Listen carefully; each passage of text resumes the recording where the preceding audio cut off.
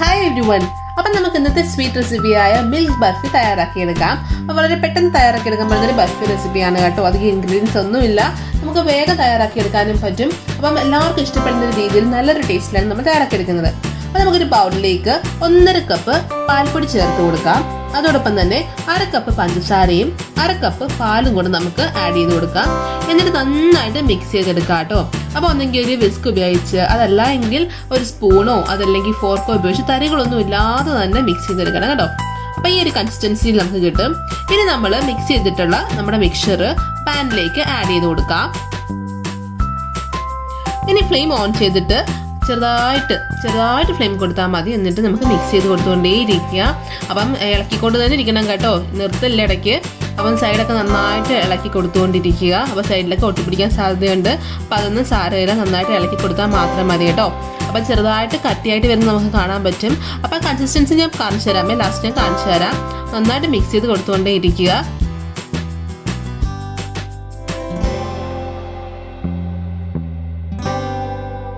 ഇങ്ങനെ ഒരു കട്ടിയായ പരുവാകുമ്പോൾ നമുക്ക് ഒരു പകുതി പരുവാകുമ്പോൾ നമുക്ക് അതിലേക്ക് നെയ്യ് ചേർത്ത് കൊടുക്കാം.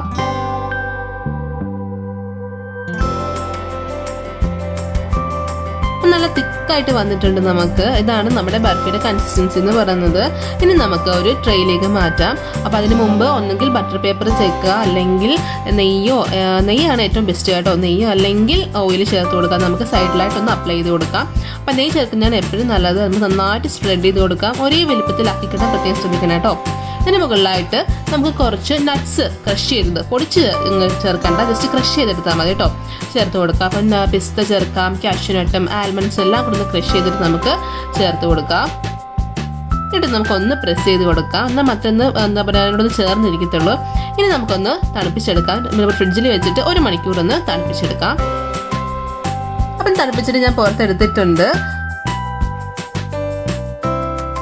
ഇനി നമുക്ക് പേപ്പറൊക്കെ ഒന്ന് മാറ്റിയതിന് ശേഷം കട്ട് ചെയ്തെടുക്കാം.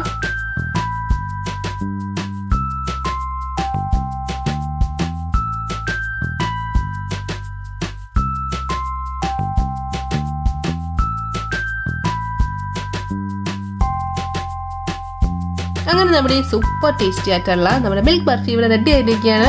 വളരെ പെട്ടെന്നും വളരെ ടേസ്റ്റി ആയിട്ടും തയ്യാറാക്കിയെടുക്കാൻ പറ്റുന്നൊരു ബർഫി റെസിപ്പിയാണ് കേട്ടോ. അപ്പോൾ എല്ലാവരും തയ്യാറാക്കി നോക്കിയതിന് ശേഷം നിങ്ങളുടെ അഭിപ്രായങ്ങളൊക്കെ കമൻറ്റ് ബോക്സിൽ ഇടുക.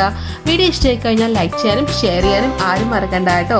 ആദ്യമായിട്ട് വീഡിയോസ് കാണുന്നവരുണ്ടെങ്കിൽ ചാനലൊന്ന് സബ്സ്ക്രൈബ് ചെയ്തേക്കണേ.